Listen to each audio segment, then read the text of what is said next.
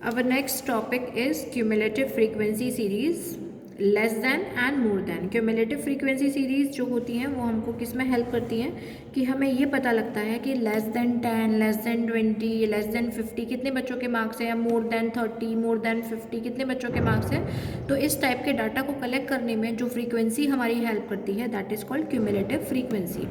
जो आपकी cumulative frequency होती है it is of 2 types, that is less than cumulative frequency distribution and more than cumulative frequency distribution.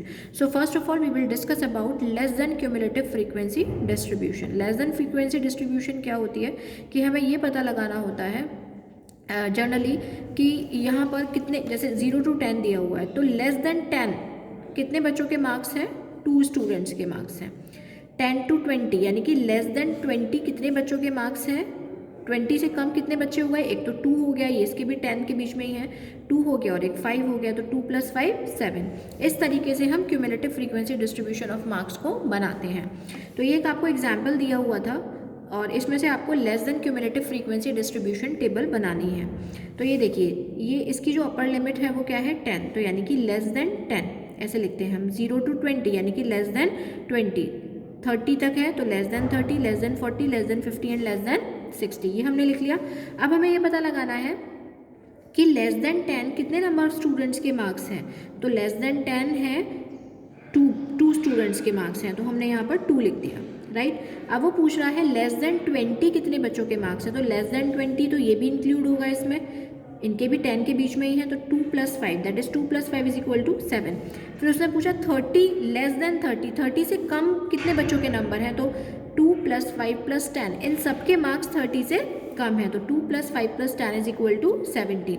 फिर वो पूछता है कि लेस देन 40 कितने स्टूडेंट्स के मार्क्स हैं, तो लेस देन 40 में ये सब इंक्लूड हो जाएंगे, 2 + 5 + 10 + 12 दैट इज 29, राइट। ऐसे ही हम आगे करेंगे, 2 + 5 + 10 + 12 + 17 = 46।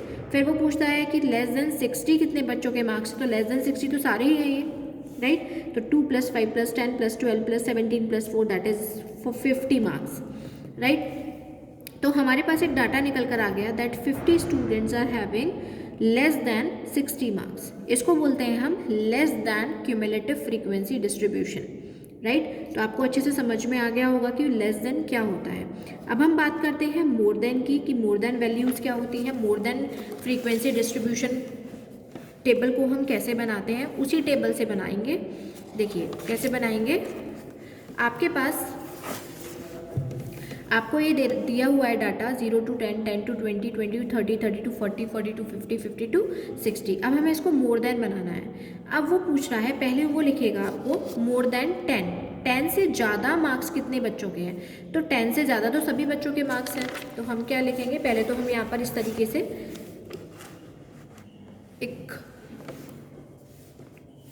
यहाँ कर बता देती हूँ, मैं ये क्वेश्चन कर बता देती हूँ कि यहाँ पर पूरा दोनों सोल्यूशन दिए हुए हैं। देखिए 100 to 110, 110 to 120, 120 to 130, 130 to 140, 140 to 150, 150 to 160, 10, 6, 9, 11, 3, 1, 40 students, 40 number of workers के डेली वेजेस दिए हुए हैं, ठीक है। हमें इसको लेस देन और मोर देन दोनों में ही शो करना है। लेस देन में लेस देन 110, 110 से कम वेजेस कितने वर्कर्स को मिलते हैं, तो 10 को ही मिलते हैं। 120 से वेजेस कम कितने वर्कर्स को मिलते हैं, तो 10 को भी और 6 को भी, तो 10 + 6 ये भी हम कर चुके हैं। तो less than I am not going to tell you again. हम मोर देन की बात करते हैं। मोर देन में क्या होता है, जैसे अब मैंने सबसे पहले हम लिखेंगे more than 100, more than 100, more than 120, sorry more than 100, more than 110, more than 120, more than 130, more than 140, more than 150 and more then 150। 150 से मोर देन ही लेंगे हम लास्ट में, right. More than 100, more than 150, इस तरीके से हम cumulative frequency ले लेते हैं बच्चों की, राइट। इसके बाद नंबर ऑफ वर्कर्स। अब मैं आपसे पूछ रही हूँ कि ये बताइए कि 100 रुपीज़ जो मिलते हैं, 100 रुपीज़ से ज़्यादा कितने वर्कर्स को मिलते हैं, तो सारे ही वर्कर्स को 100 रुपीज़ से ज़्यादा मिल रहे हैं। 10, 6, 9, 11, 3, 1 सबको 100 से ज़्यादा रुपीज़ मिल रहे हैं ना, ये देखिए। तो हम क्या करेंगे, सबको प्लस कर देते हैं, 10 + 6 + 9 + 11 + 3 + 1 = 40। फिर वो कह रहा है कि मोर देन 110, 110 से ज़्यादा कितने वर्कर्स को मिल रहा है, तो हम क्या करेंगे, 110 से ज़्यादा तो यहाँ से मिल रहा है सबको, 110 तो यहाँ इंक्लूड होगा, तो यानी कि यहाँ तो 110 से कम वालों को मिल रहा है, तो हम 10 को हटा देंगे और 6 को इंक्लूड करेंगे। अब 6 + 9 + 11 + 3 + 1 हमारा जाएगा 30। अब वो पूछेगा मोर देन 120 किसको मिल रहा है, मोर देन 120, तो मोर देन 120 तो यहाँ मिलेगा ना, 120 से कम वालों को तो यहाँ तक मिला, मोर देन 120 कहाँ से, यहाँ से यहाँ तक सबको 120 से ज़्यादा पैसे मिल रहे हैं। तो अब हम इंक्लूड करेंगे 9 + 11 + 3 + 1 = 24। अब फिर नेक्स्ट क्वेश्चन है मोर देन 130। मोर देन 130 कितने लोगों को मिल रहा है, तो 130 यहाँ आ गया, तो 130 कितने लोगों को मिल रहा है, 1131 दैट इज़ 15। अब वो पूछेगा मोर देन 140 कितने नंबर ऑफ वर्कर्स को मिल रहा है, तो मोर देन 140 तो यहाँ आ जाएगा 3 + 1 दैट इज़ 4। अब मोर देन 150 से ज़्यादा कितने वर्कर्स को तो मिल रहा है, सिर्फ 1 वर्कर को मिल रहा है। समझ में आ गया। सो इस तरीके से हम less than and more than frequency distribution बनाते हैं। It is as simple as we can say, like बहुत सिंपल है ये, राइट। ये हमने बना लिया cumulative and non cumulative, less than और मोर देन इसको हम बोलते हैं। इसके बाद जो आपकी सीरीज़ आती हैं वो सीरीज़ है equal and unequal class interval. Equal class interval क्या होते हैं, जिसमें जो क्लास का डिफरेंसेस होते हैं वो सेम होते हैं, अनइक्वल में वो डिफरेंट हो जाते हैं। तो हम देख लेते हैं ज़रा equal and unequal class intervals का। ये देखिए 10 to 20 यानी कि कितने का डिफरेंस है, 10 का। फिर 20 to 30 ठीक है, 30 to 40, 40 to 50, 50 to 60। ये सारे क्लास इंटरवल्स कैसे हैं, इक्वल हैं, तो ये क्लास जो है वो आपकी ठीक है, क्लास इंटरवल ठीक है। अनइक्वल में क्या होता है, अनइक्वल में होता है 10 to 20, 20 to 30 होना चाहिए था लेकिन 30 to 40 हो गया, 40 to 50 होना चाहिए था लेकिन 40 to 70 हो गया, यानी कि अनइक्वल हो गए क्लास इंटरवल्स यहाँ पर। तो इस टाइप की जो सीरीज़ होती है उसको हम बोलते हैं अनइक्वल क्लास इंटरवल, राइट। एक क्वेश्चंस कभी कभी ऐसे आ जाते हैं कि आपको मिड वैल्यूज़ दी जाती हैं और मिड वैल्यूज़ में से आपको क्लास इंटरवल्स बनाना होता है। क्लास इंटरवल्स हम कैसे बना सकते हैं, तो आपको मिड वैल्यू दी हुई है 5, 15, 25, 35, 45 और फ्रीक्वेंसी दी हुई है 4, 8, 10, 6, 2, राइट। अब हमें क्लास की अपर लिमिट और लोअर लिमिट फाइंड आउट करनी है, ठीक है।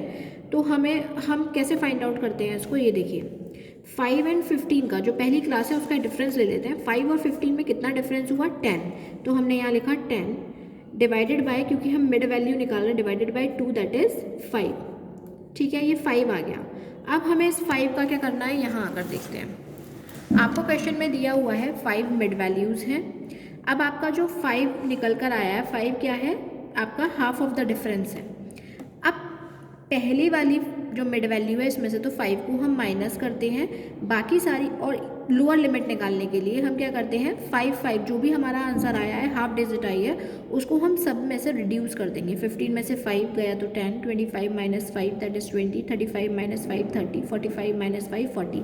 और जब हम अपर लिमिट निकालते हैं तो अपर लिमिट के लिए जो 5 आया था उस 5 को मिड वैल्यूज़ में ऐड कर देते हैं। यहाँ पर माइनस किया था, यहाँ पर प्लस कर देंगे। 5 + 5 10, 15 + 5 20, 25 + 5 30। इस तरीके से जो हमारा क्लास इंटरवल बनेगा वो कैसे बन जाएगा, 0 to 10, 10 to 20, 20 to 30, 30 to 40, 40 to 50। और फ्रीक्वेंसी आपको दी हुई है, उन फ्रीक्वेंसीज को आप यहाँ पर लिख देंगे। Is it clear to all? So here we have completed our chapter. आपको यहाँ पर सीरीज़ के बारे में बताया गया है बेसिकली कि सीरीज़ किस टाइप की होती हैं, कौन कौन सी सीरीज़ होती हैं, how we can convert inclusive into exclusive, exclusive into inclusive. इस तरीके से इस चैप्टर को कवर किया गया है। आपको इसमें जितने भी प्रैक्टिकल क्वेश्चन दिए हुए हैं, you will have to solve these practical question at your home, and if you find any problem then you can comment me in the comment box as well, और या फिर आप मुझसे पूछ सकते हैं, तो आप इनको प्लीज़ करने की कोशिश करिएगा घर पर, right. So this is sufficient for today, thank you.